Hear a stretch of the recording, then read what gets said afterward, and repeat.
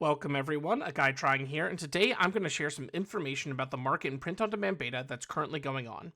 I know these are features that the community wishes had come sooner, but it's good to know that Equinox is progressing on the project.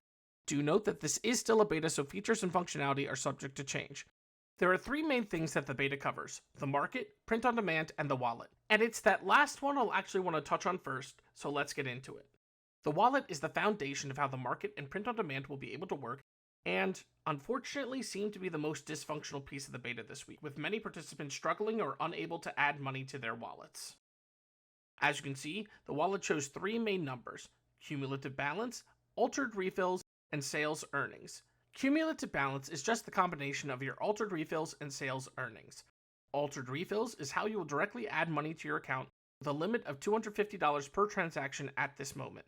Refills are non-refundable and can only be used to spend on the market or print on demand, so only put the amount of money you plan on spending onto the account.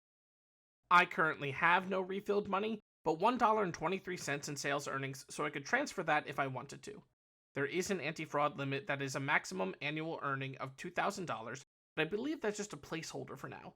And then you'll have your wallet history that shows every transaction you've made, and you'll be able to click on any of them for more detailed information. Now that we have our wallet, let's check out the market. The market listings page is basically just a condensed version of the card database. It shows you how many copies of the card you own, the lowest listed price of a card, and has buttons to let you buy or sell them yourself. Clicking on a card brings up the card image, as well as a number of listing for copies of the card.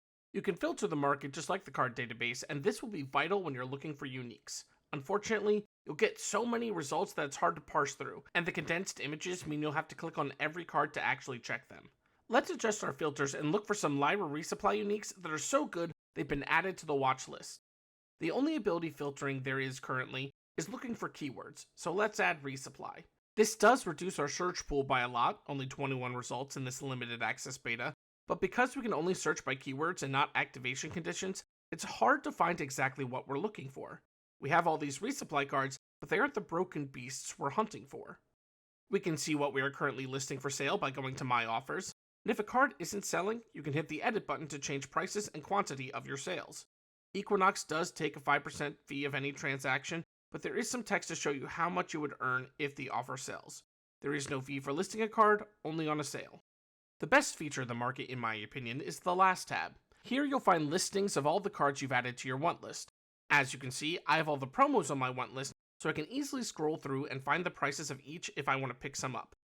Going to My Collection will show you all the cards you currently have on your account and is a great way to list your cards for sale. I have 5 The Little Match Girls and Bravos, so why don't I put 2 up for sale since I don't need them all?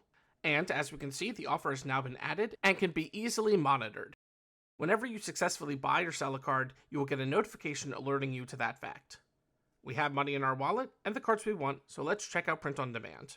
Under Print on Demand, you can see the next time slot for printings to be made and the expected shipping time after that printing. Each order is made up of packs, with a max of 15 packs and 20 cards per pack. There's currently outdated text that says you can't print the exclusive cards, but that's left over from the first beta phase a few months ago. So let's make an order. Well, actually you can only have one order at a time, so I'll have to add to my existing one. I currently have 8 packs filled with cards for me and some locals, but let's add another. When you create a pack, you'll have to choose either normal or foil. You can't mix and match printings. Let's pick normal and add a couple rare promos and nieces I might want to use in a Ghoul Rank deck. These are exclusive cards, which means they can only be printed once per year per card you own. I currently have 2, so let's add 2. I will not be able to print these 2 again until January 1st, and also cannot sell them until that time. I now have 2 out of 20 cards in the pack. But I also want some foils, so let's make a foil pack as well. Only cards that have foilers applied to them will appear when you're searching in a foil pack. I'll add some Gibbles as well, because I'm going all in on tokens for Ghoul Rank.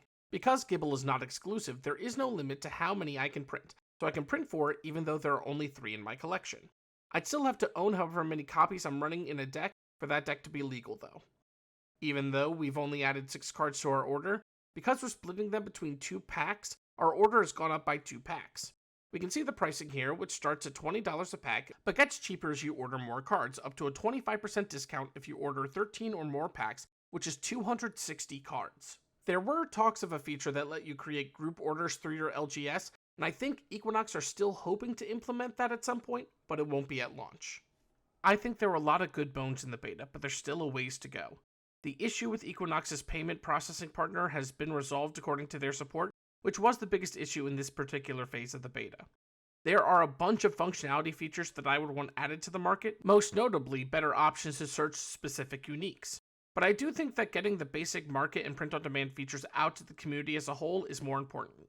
There's been a lot of community emotions about the delay of these features, so hopefully now that you can see some of the progress that has been made, it can help ease the tension. There are a lot of behind-the-scenes factors that make programs like this difficult to implement, such as the variations of money and tax laws across different countries. So while I would have preferred these to have launched sooner, I'm glad it seems most of those issues have been resolved. I'd like to thank Equinox for letting me be a part of the early access, and I hope you all get access soon. Thanks everyone for watching. I hope you found this helpful in some way. If you did, feel free to like and subscribe, but if you made it this far, just know that I'm happy you stayed with me this long. I'm getting back to my regular content and I'm working on Tumult Championship profiles for some of the key heroes in Altered, and hope to deliver them soon. Let me know how you feel about the market and print-on-demand updates, or what you're planning on playing at your store championship. That's all for now, but I hope we see each other again.